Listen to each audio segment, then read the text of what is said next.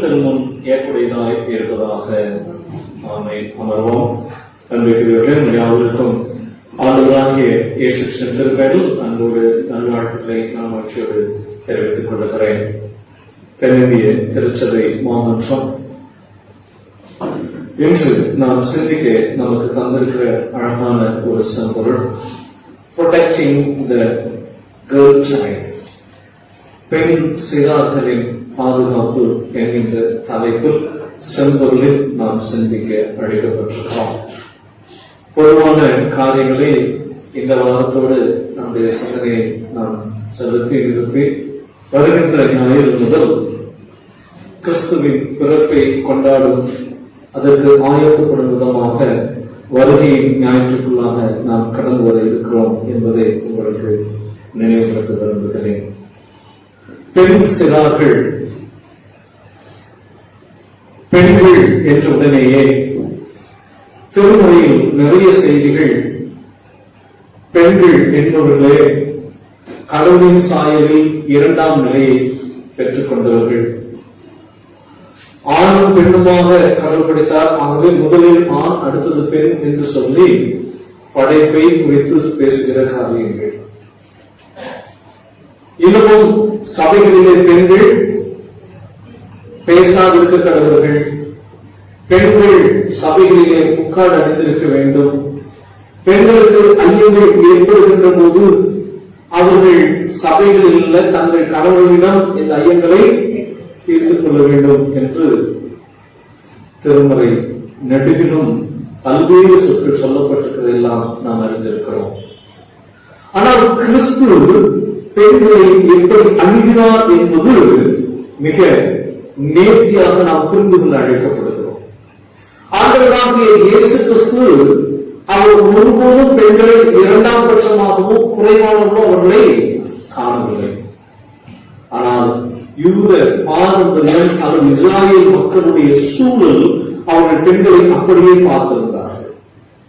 ஆகவே அதை மீண்டும் மீண்டும் வலியுறுத்துவதாக பல்வேறு இடங்களிலே நாம் பார்த்துவிட முடியும். பவுலும் கூட அப்படிப்பட்ட அழுத்தத்தை தந்து விடுகிறார். ஆனால் ஆண்டவர் மிக நேர்த்தியாக பெண்களுடைய வாழ்க்கையில அவர் பெண்களுக்கான இடத்தை அவர் தருவது முன்முனைப்பாக இருக்கிறதை நாம் அறிந்திருக்கிறோம். நிறைய இடங்களில் எப்படிப்பட்ட செய்திகளை நாம் அறிந்திருக்கிறோம். அவற்றையெல்லாம் உள்வாங்கினவர்களாக நாமும் கூட ஆணாதிக்கத்தின் வெளிப்பாடாக பல இடங்களில் இருந்தது. பல இடங்களில் நாம் எளிதாக சொல்லுவோம், பெண்கள் என்றால் இப்படித்தான் வேண்டும், ஏனெனில் திருமுறை அப்படித்தான் சொல்லுவோம். திருமுறையை ஒருபோதும் எழுத்துக்கு எழுத்தாகவோ வார்த்தைக்கு வார்த்தையாகவோ புரிந்து கொள்ள கூடாது என்பதிலே ஆண்டவர் தெளிவாக இருந்தார். இந்த நாம் வாசிக்க கேட்ட லட்சியம் மத்தேயு 15ஆம் அதிகாரத்தில் முதல் 20 வசனங்கள் அங்கே எழுத்துக்கு எழுத்தாக புரிந்து கொண்ட பரிசேயர்கள், அங்கே இருந்த வேதபாரகர்கள், அவர்கள் இயேசு கிறிஸ்துவோடு இந்த வார்த்தைகளை பகிர்ந்து கொண்ட போது ஆண்டவர் அவர்களுக்கு எப்படி மறுமொழி கொடுத்தார் என்பதும் இங்கே ஆழமாக பேசப்படுகிறது. மத்தேயு 15ஆம் அதிகாரம் முதல் வசனம் இப்படி சொல்கிறது: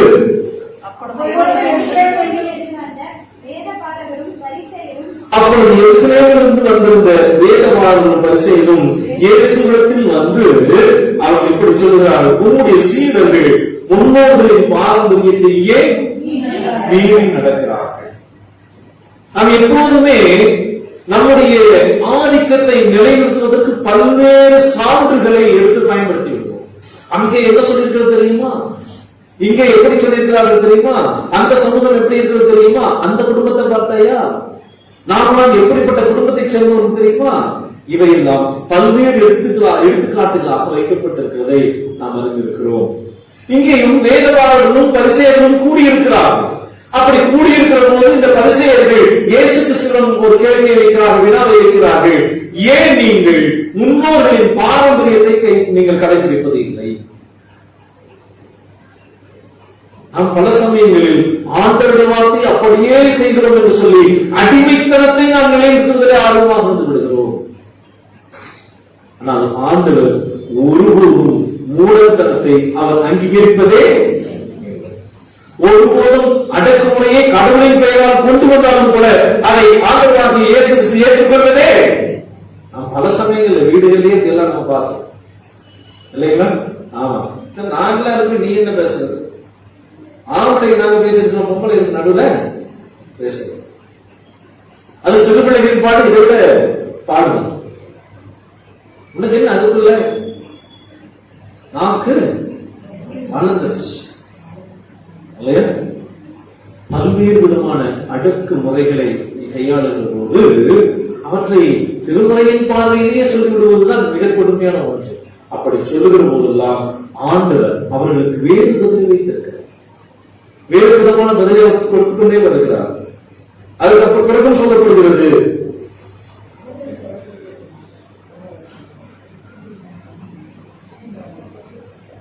பாரம்பரியத்தினாலே கடவுளுடைய கற்பனையை நீங்கள் என்ன செய்திருக்கிறீர்கள்? 6ஆம் வசனம் சொல்கிறது, பாரம்பரியத்தினாலே கடவுளுடைய கற்பனையை நீங்கள் என்ன செய்திருக்கிறீர்கள்? அவமாக்கி இருக்கிறீர்கள். பல சமயங்கள் அடக்குமுறையை செய்கிற பொழுது கடவுளுடைய கட்டளை நீங்கள் பயன்படுத்துவீர்கள் என்றால் ஆண்டவர் சொல்கிற செய்தி இருக்கிறது. என்ன செய்தி?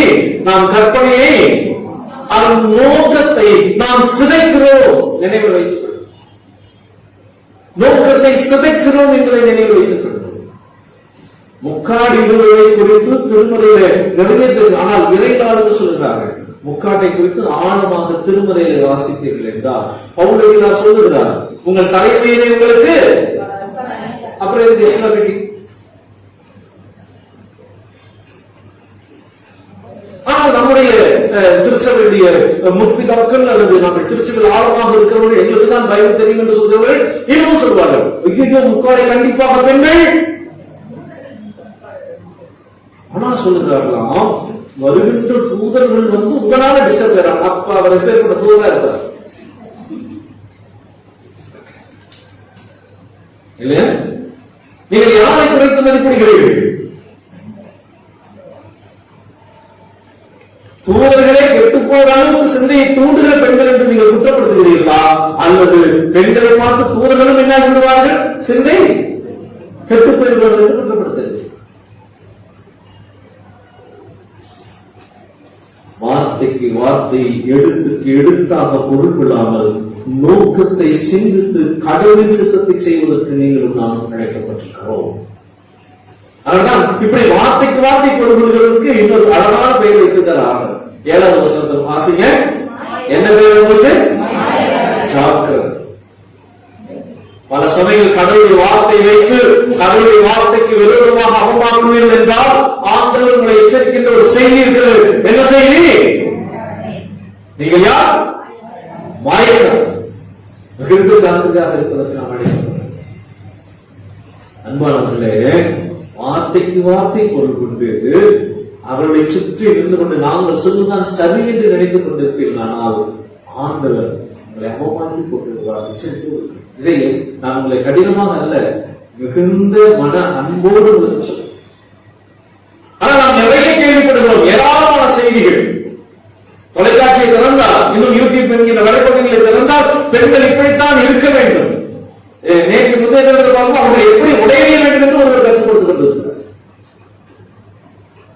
பெண்களுக்கு அவர்களுக்கு எது வசதியான உடை என்பதை அவர்கள் தான் தீர்மானம். அதுக்காக கண்டமேலுக்கு வருவதையும் நம்ம அது எப்படி பெண்களுக்கு பொருந்துமோ அப்படியே அது ஆண்களுக்கும் பொருந்தும். எப்ப அவசரம் கடவுள் கீழே தெரியாத போட்டிருந்தா அதுவும் கடவுள் பார்வையில் ஏற்புடையது. அதை கண்டிக்கிற நாம் இதை செய்வதில்லை, கண்டிக்கிறோம். ஆகவே மிகுந்த நீதியோடு பொறுப்போடு இந்த சமூகத்தை குறித்த அக்கறையோடு இன்னமும் நம்மோடு உடன் வாழ்கிற பெண்கள், தாய், உடன் பிறந்தாரை குறித்த மனைவி குறித்த மிகுந்த பாரத்தோடு திருமலை அணுகுவதற்கு இயேசு கிறிஸ்துவின் பார்வையில் இருந்து புரிந்து கொள்வதற்கு நீங்களும் நாம் அழைக்கப்படுகிறோம். அதனால சொல்லுங்க, அவமாக்குகிறீர்கள். அடுத்து சொல்கிறார், மாயக்காரரே சொல்கிறார், உள்ள போவதில்லை, வெளியே வருவதுதான் தீட்டு. நீ அப்படியே உள்ள எடுத்துக்கொள்கிறாய், அதுல அதை எடுத்துக்கொண்டு நீ எப்படி உள்ள போவதில்லை சார். இந்த வார்த்தைகளை உள்ள எடுப்பதில் பிரச்சனை இல்லை, இதை எப்படி நீ வெளிப்படுத்துகிறாய் என்பதுதான் சிக்கல். மிக ஆழமாக இப்படிப்பட்ட சூழ்நிலையில் தான் கானானிய பெண் இயேசு கிறிஸ்துவை சந்திக்கிறதை இந்த மத்தேயு நற்செய்தியாளர் கொண்டு வந்து சேர்த்துக்கிறார். மத்தேயு கான்டெக்ஸ்ட் ரொம்ப ஆழமான கான்டெக்ஸ்ட். எந்த இடத்துல கொண்டு வந்து அதை சேர்த்திருக்கிறார்கள். மாயக்காரருக்கு எச்சரிக்கை கொடுத்துக்கிறது அங்கே நீங்க அப்படியே எடுத்துக்கிறது பொருள்களாகுங்கள் என்று சொல்லிவிட்ட பிறகுதான் கானானிய பெண்ணும் இயேசு கிறிஸ்துவும் பேசுகிற உரையாடலை கொண்டு வருகிறார். அன்பானவர்களே, இன்று நாம் சிந்திப்பதற்கு நமக்கு கொடுக்கப்பட்ட தலைப்பு பெண் சிறார்கள். பெண் சிறார்கள் இந்த சமூகத்தில் எப்படியெல்லாம் பாதிக்கப்படுகிறார்கள் என்பதை நாம் உணர்ந்திருப்பதற்கு அழைக்கப்படுகிறது. சமீபத்தில் ஒரு பெண் ஒரு பெரிய பள்ளிக்கூடத்தில் ஒரு ஆசிரியர் பாதிக்கப்பட்ட போது அவர் அதற்கான புகாரை தெரிவிக்கிறார். புகாரை தெரிவித்த போது அந்த பள்ளிக்கூடத்தை பற்றி ஒரு விவாதம் நடைபெறுகிறது. அந்த விவாதத்தில் கலந்து கொண்ட ஒரு பெண் பேசுகிறார், ஐயோ எங்கள் பள்ளியை பற்றி அந்த நடந்த பிரச்சனை பற்றி இல்ல, எங்கள் பள்ளியை குறித்து அவர் பேசுகிறார் என்று சொல்லி அந்த விவாதத்தில் கலந்து கொண்ட ஒரு பெண் பேசுகிறார். அவருக்கு முக்கியமான ஒன்று, அந்த பள்ளி என்ன ஆகிவிடக்கூடாது பெயர், ஏன் அந்த பள்ளி அவர் பள்ளி, அதனால பள்ளிக்கு பேர் வரக்கூடாது, பள்ளிக்கூடத்துக்கு என்ன ஆகிவிடாது பேர் கட்டிவிடாது. நடந்த நிகழ்வில் இருக்கக்கூடிய கொடூரத்தை பற்றி பேசுகிற போது எந்த பெண் இந்த வல்லுறவுக்கு ஆளாக்கப்பட்டாலோ, எந்த பெண் கொடுமைப்படுத்தப்பட்டாலோ அவரையே குற்றப்படுத்தி விடுகிறார்கள். யார் பாதிக்கப்பட்டாலும் அவரை குற்றப்படுத்துவார். அவன் ஒழுங்கா கஷ்டம், அவனுக்கு அந்நேரத்தில் என்ன வேலை, அவன் எதுக்கு ஆண் முன்போடு போனான். இதுல ஒரு திரைப்படம் வந்து உத்தரவு தாங்க மாடி இருக்குது. என்ன சொல்றது, அப்பா அம்மா சொல்றது கேள்வி. எதற்காக? கண்டிப்பாக பெற்றோருக்கு கீழ்ப்படுத்திருக்க வேண்டும், மாற்று கருத்து இல்லை. ஆனால் எதற்கு, எதை நீங்கள் முன்னிறுத்துகிறீர்கள்? பல சமயங்களில் இந்த பெண்கள் பல்வேறு துன்பத்துக்கு ஆளாகுவது குடும்ப வன்முறையும் காரணமாக அமைகிறது. நீ பேசுறதுல உனக்கு அது காரணம் தெரியுமா? அது காரணம் என்னது? கடவுள் வார்த்தை. இதுதான் காரணம். சபைகளில் பெண்கள் பேசுறது. இன்னும் பல கொடுமைகளை நாம் பார்த்துக் கொண்டே இருக்கிறோம். அன்பானவர்களே, யுனிசெஃப் என்று சொல்லுகிற ஒரு நிறுவனம், உலகளாவிய நிறுவனம், பெண் சிறார்கள் எப்படியெல்லாம் பாதிக்கப்படுகிறார்கள் என்பதை பற்றி அவர்கள் ஒரு பட்டியலை வெளியிட்டிருக்கிறார். நிறைய அவர்கள் சொல்லிக்கொண்டே வருகிறார். முதலிலே அவர்கள் சொல்லுகிற ஒரு காரியம், பெண் சிறார்களுக்கு குழந்தை திருமணம் நடந்து கொண்டிருக்கிறது. அது அவர்கள் மீதாக திணிக்கப்படுகிற வன்முறை. ஆனால் இப்போது நடைபெறுகிறதா? எப்படியாவது நடந்ததை என்ன பண்ணிடுறாங்க, காவல்துறையும் தாசில்தாரும் போய் திருமணத்தை அப்படின்னு என்ன பொருள், இப்போதும் நடந்து கொண்டிருக்கிறது. தகவல் வருகின்ற இடங்களில் அரசுடைய பணியாளர்களும் உடனடியாக அந்த திருமணத்தை தடுத்திருக்கிறார். இன்னமும் பெண் சிறார்கள் கடத்தப்படுகிறார்கள். இன்னும் நாம் நிறைய வாசிக்கிறோம். எங்கெல்லாம் இந்த மோதல்கள் வருகிறதோ, பிரச்சனைகள் வருகிறதோ, சமூக பிரச்சனைகள் வருகிறதோ, மத பிரச்சனைகள் வருகிறதோ, அங்கெல்லாம் குறிவைத்து தாக்கப்படுகிறவர்கள் யாராக இருக்கிறார்கள்? அதுவும் பெண் சிறார்கள். திருமணமாகாத பிள்ளைகள் கூட்டு பால் வன்புணர்வு செய்யப்படுகிறவர்களாக, கொடூரமாக சித்தரிக்கப்படுவதாக இருக்கிறார். இன்னும் இன்னொரு புள்ளி விவரம் சொல்கிறது, ஆப்பிரிக்கா போன்ற நாடுகளில் பெண் பால் சிதைக்கப்பட்டு கொடுமையான காரியம். ஏற்கால 13 லட்சம் பேர் அப்படி பாதிக்கப்பட்டிருக்கிறார்கள் என்று புள்ளி விவரம் சொல்கிறது. 13 லட்சம் குழந்தைகள். இன்னமும் கூட அந்த பகுதி மிக அதிகமாக சொல்லுகிறது, ஆணவ கொலைகள், ஆணவத்தினால் ஏற்படுகிற தண்டனைகள் பெண்களுக்கு எதிராக. எங்கள் குடும்பம் எப்படி தெரியுமா, என் குடும்பத்தில் இப்படி ஒரு சரியா வந்து ஆணவத்தின் பெயரால் தன்னுடைய திருவினுடைய அடையாளமாக சிதைப்பதை பெருமையாக கருதுகிற ஈழமான சமூகத்தை குறித்து பதிவு செய்திருக்கிறார். யூனிசெஃப் மிகுந்த கரிசனையோடு இந்த பகுதியிலே சொல்லுகிறது. இப்படிப்பட்ட நிலையில் தான் பெண் சிறார்களை குறித்த கரிசனையை தென்னிந்திய திருச்சபை மாமன்றம் நமக்கு வைத்தது. 1980 முதல் 90 வரை 10 ஆண்டுகள் பெண் சிறார்களுக்கான 10 ஆண்டுகளாக நாம் பின்பற்றோம். தென்னிந்திய திருச்சபை முயற்சி எடுத்ததன் விளைவாகத்தான் பெண் பிள்ளைகளை கல்வி பெருகியது. இன்றைக்கு சமூகத்தில் பெண்களுடைய வளர்ச்சி, அறிவு பெருக்கம் அதிகமாகிக் கொண்டிருக்கிறது. அதனால் திருமலை சொன்ன விஷயங்களில் நாம் இன்னும் ஆழமாக நாம் பார்த்துக் கொள்ள முற்படுகிறோம். பவுனுடைய உலகத்தில் உங்களுக்கு சந்தேகம் வந்தால் நீங்கள் யாரிடம் கேளுங்கள்? உங்கள் கணவனிடம் கேளுங்கள். இப்போ எல்லாம் நன்றாக யோசித்து பாருங்கள். கணவனுக்கு சந்தேகம் வந்தா யார்கிட்ட கேட்க வேண்டியதா இருக்கு? ஏன்? கணவனை விட மனைவி அதிகமா படிச்சிருக்க இல்ல? ஆமா, நான் வேற எம்ஏபிடி, எங்க எம்எஸ்சி. இன்னைக்கு வரைக்கும் ஒரு லெட்டர் எழுதி முடிச்சதுக்கு எங்க ஐயர் மட்டும் தான் கேட்பேன் ஆலோசனை. இது சரியாதான் எழுதிக்கிறேன்னா நான் என்ன கஷ்டப்பட்டு இருந்ததுக்கு அப்புறம் கடைசி சொல்லுவாங்க, ஏப்பா எத்தனை வருஷம் இந்த இங்கிலீஷ். ஆனால் பவுல் சொல்லுகிறார் எளிதாக, ஏனெனில் அக்காலத்தில் கல்வியை மறுத்தோம் பெண்கள் பொது நிலையிலே அவர்கள் அறிவான நிலையில் செயல்படுவதற்கு திட்டமிட்டு தடுத்தோ. நம்முடைய குற்றம். அப்படி செய்துவிட்டு குற்றத்தை யாருமே போடுவது? நீங்க முக்காடு போலீங்கன்னா தேவன் வந்து அவரே என்ன அன்பானவர்களே, திருமறையை திரும்ப வாசிப்பது, திருமறையை கிறிஸ்துவின் பார்வையில் வாசிப்பது, திருமறையை கிறிஸ்துவின் கண்கொண்டு வாசிப்பது, திருமறையை கிறிஸ்துவின் பார்வையில் புரிந்து கொள்வதற்கு நீங்களும் நாம் அழைக்கப்பட்டிருக்கிறோம். இந்த நிலையில் தான் இந்த பகுதியை புரிந்து கொள்வதற்கு அழைக்கப்படும். வார்த்தைக்கு வார்த்தை பொருள் கொள்கிற வேறுபாடு பரிசெயர்கள், இன்னும் நம்மை சுற்றி நடக்கின்ற அநியாயம், இவற்றுக்கு நடுவில் என்றுதான் பெருசினார்களை குறித்த கிறிஸ்துவின் பார்வையை ஆழமாக அறிந்து கொள்வதற்கு அழைக்கப்படுகிறோம். வாசிப்போம். மத்தேயு நற்செய்தி 15வது அதிகாரம் 21வது வசனம். பின்பு இயேசு அவரை விட்டு புறப்பட்டு தீரு சீதோன் பகுதிகளுக்கு அவர் வந்தார். அந்த திசைகளிலே இருக்கின்ற குடியிருக்கின்ற கானானிய பெண் என்கின்ற வார்த்தையை மத்தேயு பயன்படுத்தினார். இயேசு கிறிஸ்துவுக்கு பிற இன மக்களை பற்றி எந்த விதமான தயக்கமும் அவருக்கு இல்லை. அவருக்கு எந்த விதத்தில் மற்றவர்களுக்கு உதவி செய்கிற எந்த விதமான தயக்கமோ வருத்தமோ அவருக்கு இல்லை. ஆனால் மத்தேயுக்கு இந்த எண்ணம் இருக்கிறது. ஏனெனில் மத்தேயு இயேசுவை தாவீதுக்கு மகனாக அல்லது யூதர்களுக்கு வந்த அரசனாக காட்டுவதுதான் மத்தேயுவின் நோக்கமாக இருக்கிறது. அந்த மத்தேயுவுக்கு இந்த பெண்ணை கானானிய பெண்ணாக காட்ட வேண்டும். ஏனெனில் யூதர்களுக்கு கானான் மீது ஒரு பெரிய வெறுப்பு இருந்தது. கானானியர்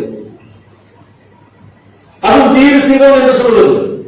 தீரு சீதோன் பட்டணங்கள் எங்களுக்கு அப்படித்தான் யூதருடைய தீர்க்க தரிசனங்களே. அவர்கள் அவ்வளவு வெறுப்பு இவண்டிருந்தவர்கள். ஆகவே இந்த மத்தேயு சொல்லுகிறார், அந்த பெண் சீரோவினைக்கு என்கிற நகரத்தில் இருந்து வருகிறவர் அல்ல, மாறாக எப்படிப்பட்ட பெண்ணா? கானானிய பெண். இந்த கானானிய பெண் தான் இயேசு கிறிஸ்துவிடம் வந்து ஒரு ஆண்டவரிடம் வந்து ஒன்றை சொல்லுகிறார். என்ன சொல்லுகிறார்? ஆண்டவரே, அடுத்தது தாவீதின் குமாரனே. இந்த இரண்டு வார்த்தைகளையும் அங்கே சுற்றி இருந்த கூட்டம் ஏற்றுக்கொள்ளாதவர்கள். பரிசேயர்களும் வேதபாரர்களும் இயேசு கிறிஸ்துவை மேசியாவாக ஏற்றுக்கொள்ளவே முடியாது. அவர்களுக்கு முன்பு சொல்லுகிறார், இந்த பெண் என்ன சொல்லுகிறார்? தாவீதின் குமாரன். தாவீதின் குமாரன் என்றால் யூத அரசன் என்று மேசியாவாக அவர்கள் எதிர்நோக்கக்கூடிய எதிர்பார்ப்பை நிறைவேற்றுகிறவராக இயேசு கிறிஸ்து இருக்கிறார். இந்த பெண் துணிந்து சொல்லுகிறார், உங்களுக்கு தான் சிக்கல், எனக்கு ஒன்றும் சிக்கலே இல்லை. சொல்லுகிறார் கானானிய கட்சி. நீங்கள் யாரை வெறுத்து ஒதுக்கினீர்களோ, யாரை நீங்கள் தூக்கி எறிந்தீர்களோ, அவர்கள் இயேசு கிறிஸ்து மீது முழு நம்பிக்கையோடு இருக்கிறார். நீங்கள் யாரெல்லாம் வெறுத்து ஒதுக்கி இருக்கிறீர்களோ அவர்கள் ஆண்டவர் மீது பற்றுறுதி கொண்டுள்ளாக சொல்லுகிறார்கள், தாவீதின் குமாரனே. மிகப்பெரிய சான்று, மிகப்பெரிய வைராக்கியம். நீங்கள் ஏற்றுக்கொள்வதற்கு அதை பற்றி எனக்கு கவலை. நான் இயேசுவை தாவீதின் குமாரனாக பார்த்து சொல்லுகிறார். அடுத்த அம்மா கேட்கிறாங்க, என்ன கேட்கிறாங்க? தாவீதின் குமாரனே யாருக்கு இறங்க வேண்டும்? யாருக்கு இறங்க வேண்டும்? உண்மையாக தன்னுடைய மகளுக்கு இறங்க வேண்டும். அதுதான் நம்முடைய பிரயர். தன்னுடைய மகள் கானானிய பெண்ணுடைய மகளுக்குத்தான் ஆண்டவர் இரக்கம் செய்ய வேண்டும். ஆனால் இவர் கேட்கிறார், எனக்கு இறங்கும். அந்த அம்மாவுடைய பெயர் என்ன? சிறப்பிடிக்காத ஊரு மதுரக்காரமா அப்படின்னு சொல்ற மாதிரி, ஈரோடுக்காரமா பாஞ்சல்காரமான்னு சொல்றாங்க இல்லையா, அந்த மாதிரி இல்லையா. சிறப்பிடிக்காத ஊர், கானான் அவனுடைய நாடு பகுதியை குறிக்கின்ற சொல். அந்த அம்மா பேரு அடையாளமற்ற பெண் இயேசுவை அடையாளப்படுத்துகிறார்.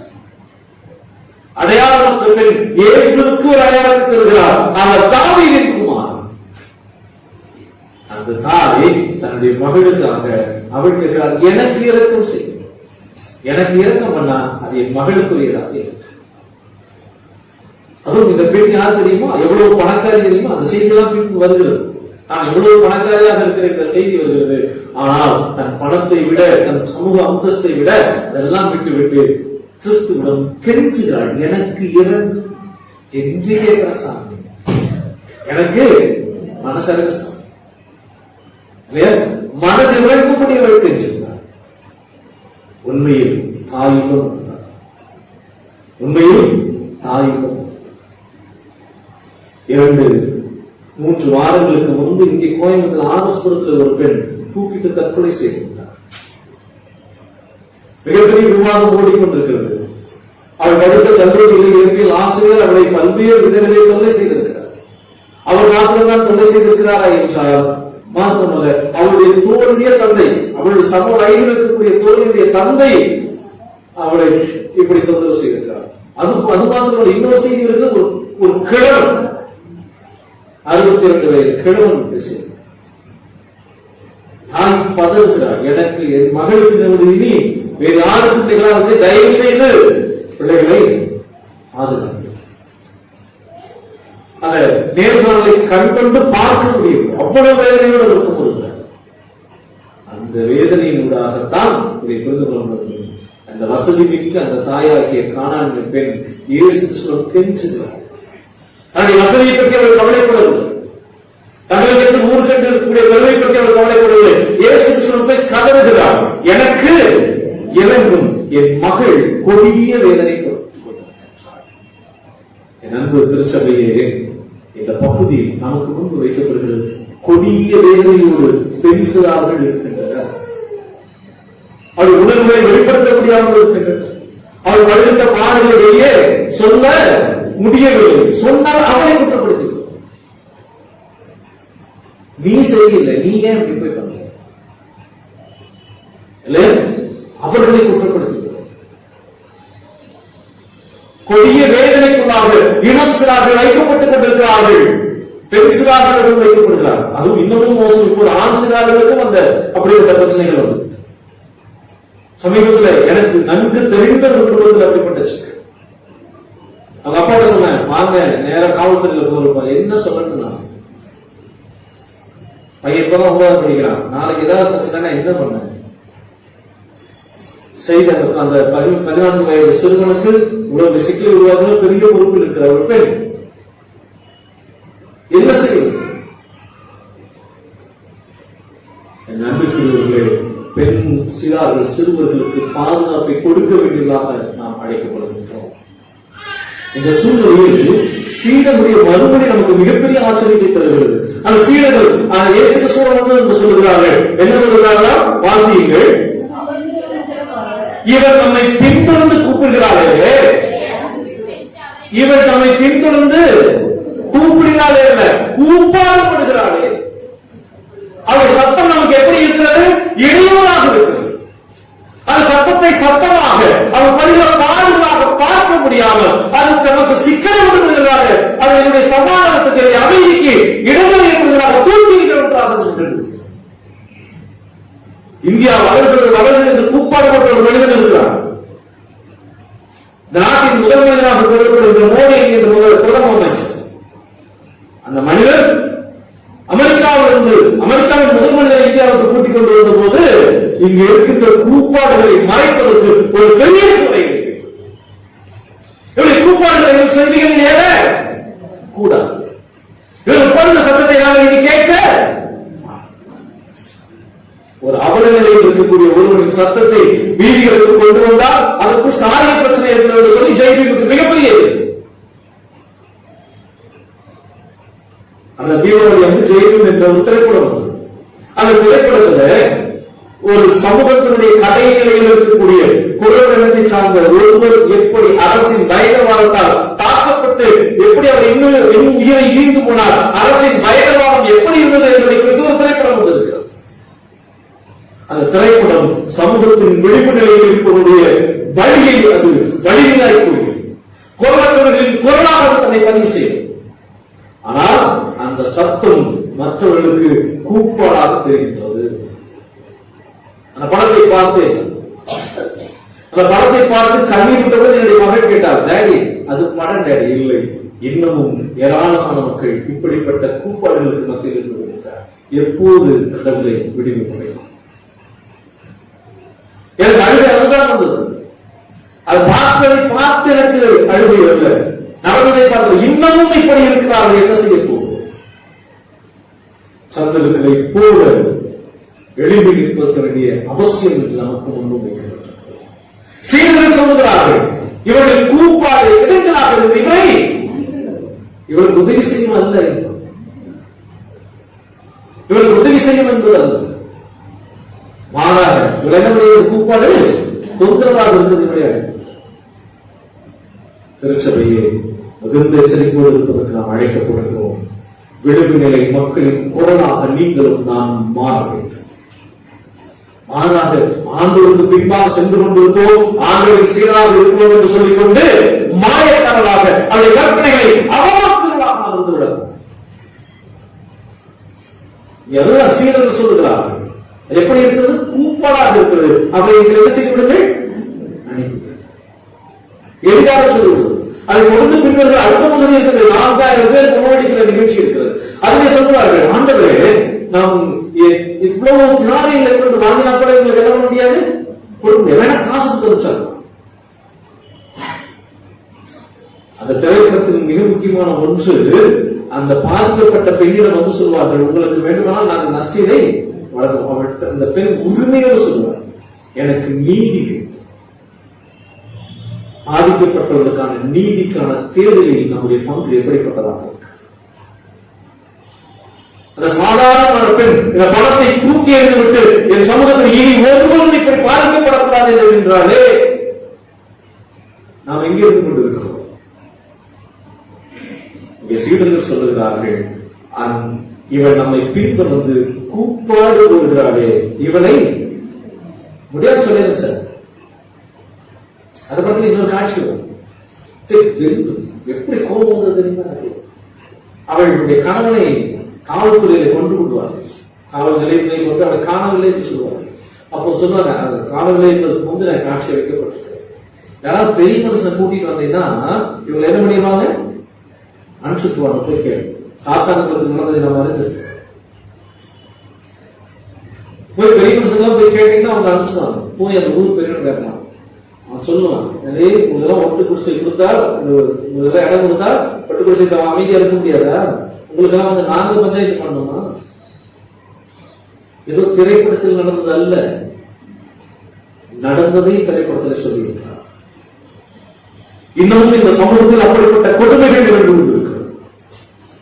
வேதனையோடு இந்த சமூகத்தை பார்ப்பதற்கு கிறிஸ்துவின் கண்களை பெறுவதற்கு நாம் அழைக்கிறோம். ஆண்டவர் பார்க்கிறார்.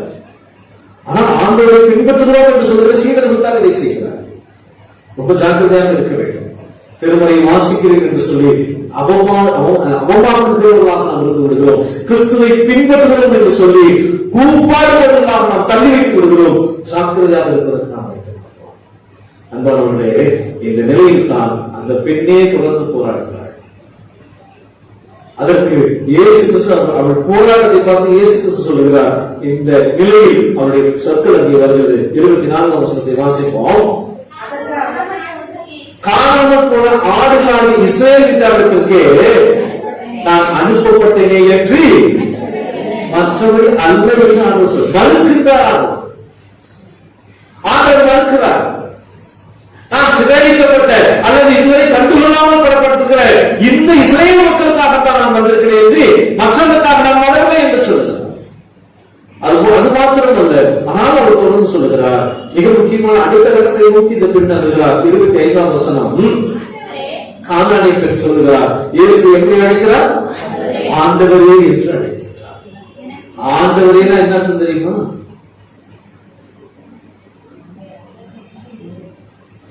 இஸ்ராயேல் மக்கள் எருசலேம் ஆலயத்தில் போய் அவர்கள் பயன்படுத்தி வருகிற காணிக்கையை ஆலயத்தில் காணிக்கையாக போட மாட்டார்கள். ஏனென்றால் அந்த நாணயத்திலே ஒரு உருவம் பொறிக்கப்பட்டிருக்கு. கேட்டா இல்லையா? இந்த பக்கம் என்ன பொறிக்கப்பட்டிருக்கிறது? இந்த பக்கம் என்ன பொறிக்கப்பட்டிருக்கிறது? கடவுளுக்குரியதை, கடவுளுக்கும் ராணியக்குரியதை. அதனுடைய பொருள் வேறு, நாம் வேறு விதமாக பயன்படுத்திக் கொண்டிருக்கோம். ஆனால் இங்கே இன்னும் ஆழமாக இன்னொரு செய்தி சொல்லப்படுகிறது. அந்த ராயன் உருவம் பொறிக்கப்பட்ட இடத்தில் இப்படி எழுதப்பட்டிருக்கும், ராயனின் அகஸ்து ராயன் கடவுளின் மகன். ஆண்டவன் அகஸ்து ராயன் கடவுளின் மகன். யார் ஆளுகிறார்களோ அவர்கள் கடவுளின் மகனாக புரிந்து கொண்டார்கள். அவர்கள் தான் ஆண்டவர்கள். இங்கே இந்த பெண் சொல்லுகிறார், ரோம ஆளுகைக்கு உட்படுத்தப்பட்ட நிலையில் இருந்து கொண்டு இந்த பெண் ஆண்டவரை எனக்கு சொல்கிறார், அவனெல்லாம் ஆண்டவர் நீதான். முதலில் எபிரேய மக்களுக்கு சொன்னால், அங்கே இருக்கக்கூடிய இஸ்ராயேல் மக்களுக்கு சொன்னால், அங்க இருக்கக்கூடிய சமயத்தின் அடிப்படையில் இருக்கக்கூடிய பரிசேயர்களுக்கும் வேதவான்களுக்கும் சொன்னார், இவர் தாவீதின் குமாரன் என்று. இப்போது ஆளுகிற மக்களுக்கு மத்தியிலே அவள் நின்று உரைக்கிறார், இவர் ஆண்டவர். என்ன பொலிட்டிக்கல் ஸ்ட்ராட்டஜி இருக்கு? நமக்கு கொஞ்சம் சிக்கல். எங்க ஐயா எப்பவுமே ஆசை பேசுவார், ஆண்டவருக்கு முன்பாக நடந்தது தாவீதின் குமாரன் என்று சொல்வது மிகப்பெரிய அரசியல் வெளிப்பாடு. ஏனெனில் அவர் தான் மேசியாவாக வருவார், அவர் தான் ஆளுகை செய்கிறார் என்று சொல்வதனுடைய வெளிப்பாடு. இரண்டாவது சொல்லுகிறார், இதே பெண் அடையாளமற்றவர் மீண்டும் இயேசு கிறிஸ்து அடையாளப்படுத்துகிறார், ஆண்டவரே எனக்கு. ஆண்டவர் மறுபடியும் சொல்லுகிறார், பிள்ளைகளின் அப்பத்தை எடுத்து நாய்களுக்கு அல்ல. எங்க போறது? நம்முடைய பார்வையை நாய் வேறு, நாய்க்குட்டி. நாய் பார்த்தா நமக்கு பயம் இருக்கும், ஆனா நாய்க்குட்டியை பார்த்தா கொஞ்சம் போல பயம். நாய்க்குட்டிகளை பார்த்தால் அவ்வளவு அன்பு இருக்கு. இங்கே சொல்லப்படுவது வீட்டுக்குள் இருக்கின்ற நாய்க்குட்டிகள், நாய்கள் அல்ல. ஆண்டவரே சொல்வார், நாய்களுக்கு நம்ம அந்த நாய்களை பற்றி இந்த நாய்க்குட்டி. இங்கே சொல்லக்கூடிய செய்தி இருக்கிறது, அவர் அவளை நோக்கி பிள்ளைகளின் அப்பத்தை எடுத்து நாய்க்குட்டி போட முடியாது. ஆனால் அந்த பெண் திரும்ப ஒரு பதில் அளிக்கிறார். அது மிக ஆழமான பதில். ஆண்டவரே, மறுபடியும் ஆண்டவரே, ஆண்டவரே உண்மைதான், மேசையின் கீழே விடும் துணிக்கைகளுக்கே சொல்லுவாங்க, கம்ஸ் அப்படின்னு சொல்லுவாங்க. கம்ஸ் கேட்போம், துணிக்கை அப்படிங்கிறது கம்ஸ் அப்படிங்கிறது. அது நமக்கெல்லாம் தெரியாது, ஏன்னா நம்ம அந்த வகையான ஆட்கள் இல்லை. இந்த கம்ஸ் அப்படிங்கிறது என்னன்னா, பிரெட் இருக்கு இல்லைங்களா, பிரெட் மேல என்ன கலர்ல இருக்கும்? ஆமா, அந்த ப்ரௌன் எல்லாம் சாப்பிட மாட்டாங்க. அதை என்ன பண்ண, கத்தியை வச்சு ஓரமா வச்சுட்டு உள்ள இருக்கிற மட்டும் அந்த வெள்ளை வெள்ளையே நிறுத்துவாரு. இந்த வெள்ளையா இருக்கிறதான் பெருசு. ஆனா டாக்டர் சொன்னாங்க, வெள்ளையா இருக்கிற சாப்பிட்டீங்கன்னா ஆமா அது ரொம்ப உடம்புக்கு கேடு. ரைட், இங்க வருவோம். அந்த ஓரத்தில் வெட்டி இருக்கிற அந்த கம்சை எடுத்து பணக்காரர்கள், நாங்கள் எவ்வளவு பணக்காரர்கள் என்று காட்டுவதற்கு பெருமிதப்படுது. அந்த கம்சை தான் சாப்பிட முன்னாடி கையை என்ன பண்ணுவாங்களாம், உடைப்பாங்க. இந்த துணிக்கை என்கின்ற சொல் இன்னொரு இடத்துல ஆழப்படுகிறது. லாசரு பணக்காரன் கதையை சொல்றது, மேசையில் துணிக்கைகளை பொறுக்கி தன் வயிற்றை நிரப்பாங்க ஆசையாய். இந்த கம்ஸ் அப்படிங்கிறது பணக்காரர்களின் கை வைப்பதற்கு என்று பயன்படுத்தப்பட்ட அப்ப துணிக்கை. இந்த பெண் சொல்லுகிறாள், மேசையிலிருந்து கீழே விழும் துணிக்கைகளை பொறுக்கி தின்பதற்கு நாய்க்குட்டிகளுக்கு உரிமை இருக்கிறதா? நம்ம சொல்லிருந்தோம், அப்படியே சொல்லியிருக்கோம். ஆண்டவரே, தட்டு வந்து கீழே என்ன பண்ணிருக்கோம், நாய்க்கு போடுவோம் இல்ல, நாய் சாப்பிடறதுக்குள்ள இடம் கொடுக்க மாட்டோம். ஏன்னா நம்ம வீட்டுக்குள்ள நாய் வளர்த்த அளவுக்கு நம்ம இன்னும் வீட்டுக்குள்ள நாய் வளர்க்குற அளவுக்கு நம்ம வீடு ஒன்று தெரியல. நம்ம வீட்டுக்குள்ள இருக்கிற நாய்க்குட்டிகளை வளர்க்கறதே தெரியல இல்லையா? அடிஷனல் இருக்க நாய்க்குட்டி வாங்கி வீட்டுக்குள்ள வளர்க்கறதுலாம் இல்ல. நம்ம சொல்லிதான் சொல்லி ஆண்டவரே, தட்டிலிருந்து கீழே விடுகிற துருக்கிகளை நாய்களுக்கு போடுவதற்காக பேசிப்போம். அது நாய்கள் வந்து சாப்பிடுகிறது என்று சொல்வதற்கான இடம் இருக்கு. அவர்கள் வீட்டுக்குள் நாயை வளர்க்கக்கூடிய அளவுக்கு அவர்கள் பணக்காரர். முதல் செய்தி, அவர் துணுக்கியை வெட்டி சாப்பிடுற அளவுக்கு பெரும் பணக்காரர். நாய்க்குட்டிகள் வந்து சாப்பிடுற அளவுக்கு பணக்காரர். அதை விட இன்னும் ஒரு செய்தி இருக்கிறது. அந்த பெண் எவ்வளவு பணக்காரர் என்றால் மேசையின் மீது அமர்கிற அளவுக்கு அவள் பணக்காரர். நான்தான் எத்தனையோ ஆண்டுகளுக்கு பிறகு இப்பதான் டைனிங் டேபிளையே வாங்கியிருக்கோம். பல வீடுகளில் டைனிங் டேபிள் இன்னமும் கூட இருக்கு. கல்வியில், வேலை வாய்ப்பில், பொருளாதாரத்தில் வளர்ந்த பிறகு இன்னமும் இல்லை. இன்னமும் அதற்கு வேணுங்கிற அளவுக்கு இடம் வேணும். வீட்டுக்குள்ள இடம் வேணும், இடம் வேணும். அதுக்கப்புறம் அதை வாங்குவதற்கான. ஆனால் 2000 ஆண்டுகளுக்கு முன்பே இதை எளிதாக செய்து கொண்டிருந்தவர். ஆகவே அவரால் எப்படி சொல்லப்படுது, ஆண்டவரே மேசையிலிருந்து கீழே விடும் துணுக்கிகளையும் அந்த என்ன செய்ய முடியும், நாய்க்குட்டிகள் தின்ன முடியுமே. அதனால் சொன்னேன் முன்பே, இவள் எவ்வளவு பெரிய பணக்காரியாக இருந்திருக்கிறாள். அந்த சமூகத்தின் அந்தஸ்தில் இருக்கக்கூடிய அத்தனை பேருக்கு நடுவில் இயேசு கிறிஸ்துவை சந்தித்து கேட்க முடியும் என்று சொல்லுகிற நம்பிக்கையை பெற்றவளாக கொண்டிருக்கிறார். அவ்வளவு தூரம் நம்பிக்கை என்றால் அந்த கான்பிடன்ஸ் வளர்ந்துருக்க அளவு. நம்முடைய பெண்கள் அவ்வளவு சீக்கிரம் யாருக்கு முன்னாடி போயிட்டு நேர முடிய மாட்டாங்க, பேச முடியாது. பேசுகிற அளவுக்கு துணிவை, சமூக அந்தஸ்தை, மதிப்பை பெற்றிருக்கக்கூடிய அளவில் அந்த காணானை அவள் தான் வந்து ஆண்டவரே, இவ்வளவு பணக்காரனாக இருக்கிறேன், இவ்வளவு செல்வம் இருக்கிறது, இப்படி எல்லாம் நான் வசதியா என்ன சொல்றது, நான் பிறக்கும்போதே கோல்டன்ஸ் கூட பிறந்தவங்க, நீ எதற்கும் இப்போதுதான் ஆண்டவர் ரொம்ப முக்கியமான இடம். எங்க தெரியுமா அது பேசப்படுகிறது, இந்த செய்தியெல்லாம் பேசப்படுகிற இடம் தெரியுமா? வாசிப்போம் 15, 20, 21.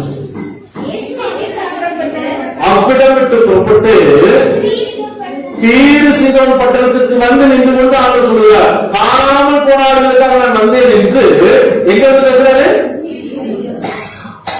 இஸ்ரேல் மக்கள் வாழ்ந்திருந்த நாட்டுக்கு வெளியே நின்று பேசுகிறார்.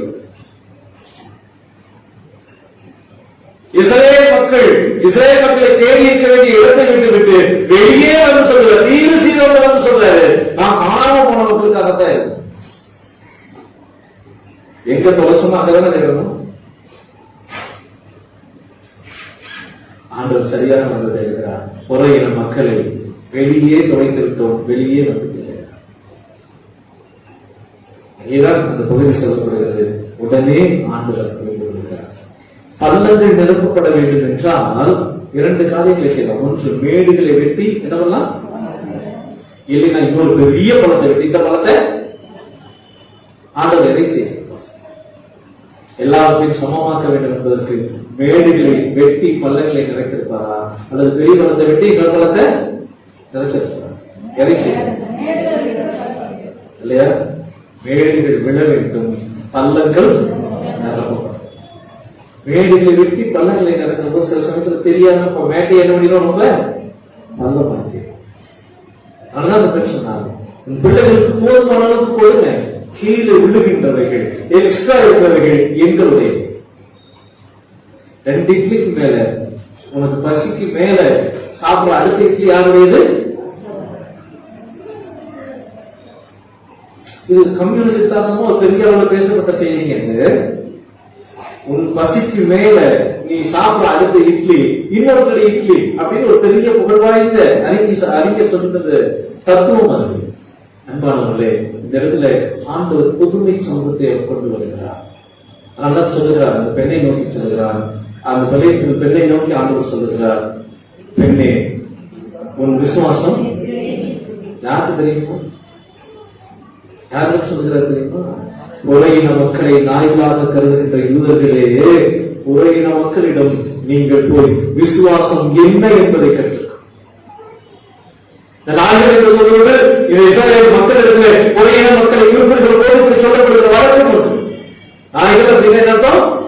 ஆமா, பாண்டி அப்படின்னு கேரளாவில் இருக்கிற மக்கள் சொன்னாங்கன்னா அது யாரை குறிக்கும்?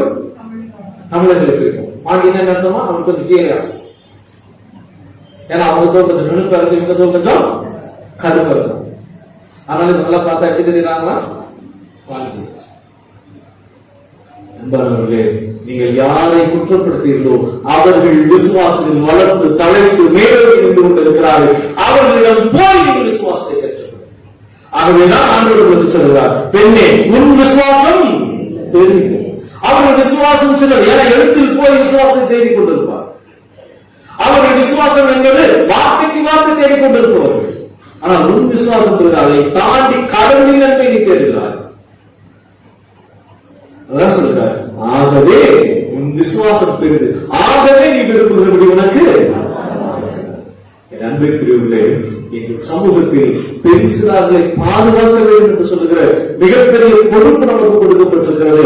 ஒருவேளை இங்கே சொல்லப்படுகிற சமூகத்தின் சட்டத்திட்டங்கள், ஏன் சமயத்தின் சட்டத்திட்டங்களை கூட அவர்களை இரண்டாம் பட்சமாக பார்க்கலாம். ஆனால் நம் விசுவாசம் பெரியான விசுவாசமாக இருப்பதனாலே நாம் பெரிய காரியங்களை செய்வதற்கான ஒரு அழைத்திருக்கிறார். அன்பானவர்களே, எப்போதெல்லாம் பெண் சிறார்கள், எப்போதெல்லாம் பூப்பு நன்னீராட்டு விழாவுக்கு அழைத்தால் மிக முக்கியமான ஒரு பாத்திரத்தை நான் அறிமுகம் செய்து வருகிறேன்.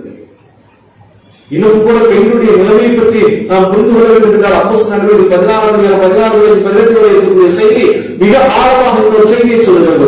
அங்கே பெண் சிறார்களை வைத்து ஒரு வணிகம் நடந்து கொண்டிருக்கு. என்ன வணிகம் நடந்து கொண்டிருக்கிறது? அவளுக்கு ஒரு ஆவி இருக்கிறது. அந்த ஆவி மற்றவர்களுடைய எதிர்காலத்தை பற்றி சொல்லுகிறது. அங்கு வரக்கூடிய பெண் என்று சொல்லுகிறவர்கள் குறிப்பிடப்படுகிறது. அங்கு சொல்லப்படுகிற அந்த பெண் என்று சொல்லப்படுகிறதோ 16, 17, 18 வசனங்களில் சொல்லப்படுகிற அந்த பெண் என்பவள் இளம் பெண்ணாக, இளம் பெண் சிறாராக திருமறையில் சொல்லப்படுகிறது. அப்போஸ்தலர் நடவடிக்கைகள் 16, 17, 18 ஆகிய 3 வசனங்கள். அதை தொடர்ந்து அந்த பகுதி இடைவிடுகிறது. அங்கே ஒரு சிறு பெண் அவளை வைத்து அங்கே வணிகம் நடந்தது. காசு பறிப்பதற்கு பெண்களை பயன்படுத்த இளம் பெண்களை அப்படி காசு வைத்து பல்வேறு ஈரமான செயல்கள் இந்த சமூகத்தில் நடந்து கொண்டிருக்கிறதை நாம் அறிந்திருக்கிறோம். நமக்கு தெரியும் எத்தனை இந்த பள்ளிக்கூடத்திலிருந்து அதை சொல்வதற்கு வாய்ப்பு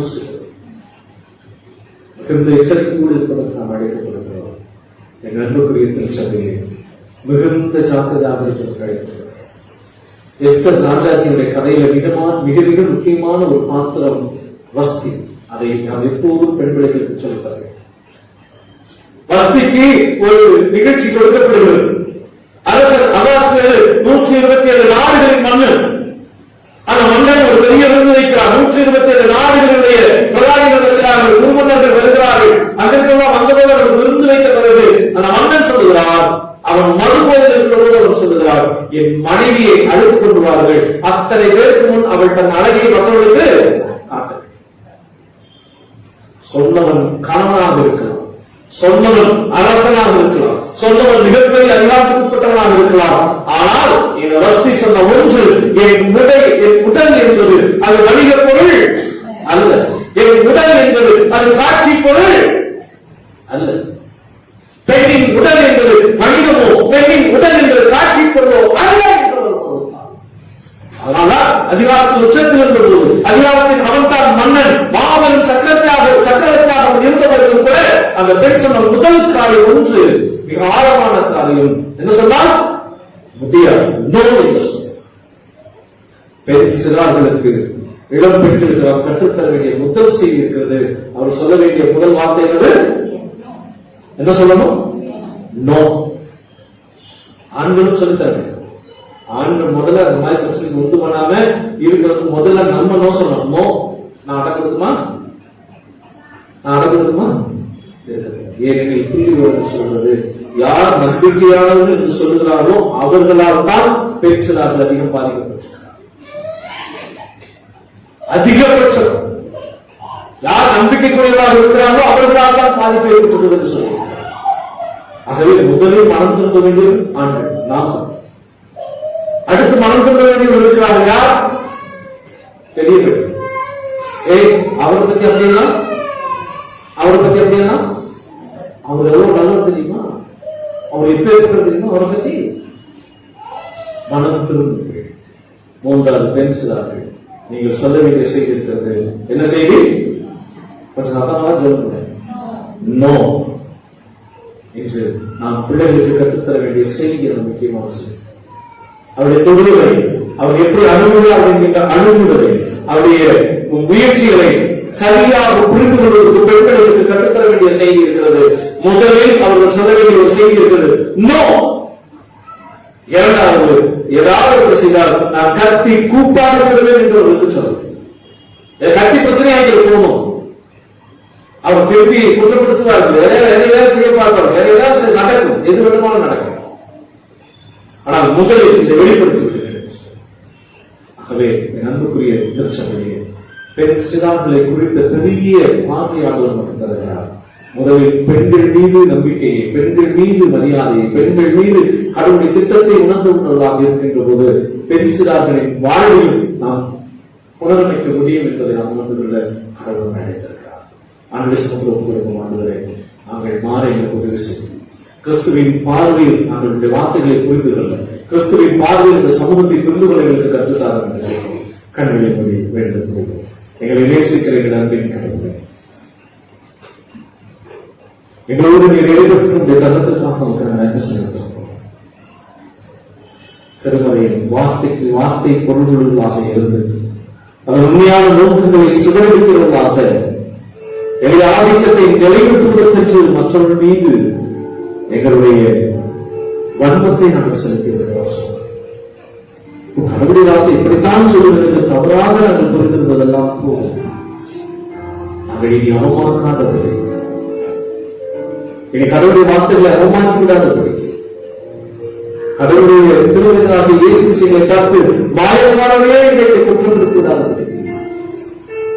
நாங்கள் எங்களுடைய தாய்மார்கள், எங்களுடன் பிறந்த சகோதரி, எங்கள் வாழ்க்கை துணையை நாங்கள் மதிக்க எங்களுக்கு கற்றுத்தார்.